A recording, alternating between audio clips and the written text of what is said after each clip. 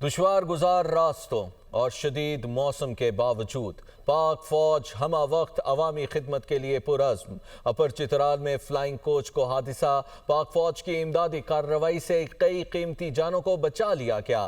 پشاور سے چترال جانے والی کوچ کو کوراخ کے مقام پر دریا کنارے حادثہ پیش آیا۔ حادثے میں 2 افراد جاں بحق، متعدد زخمی ہوئے۔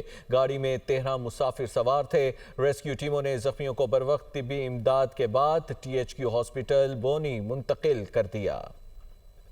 دشوار گزار راستوں اور شدید موسم کے باوجود پاک فوج ہمہ وقت عوامی خدمت کے لیے پرعزم۔ اپر چترال میں فلائنگ کوچ کو حادثہ، پاک فوج کی امدادی کارروائی سے کئی قیمتی جانوں کو بچا لیا گیا۔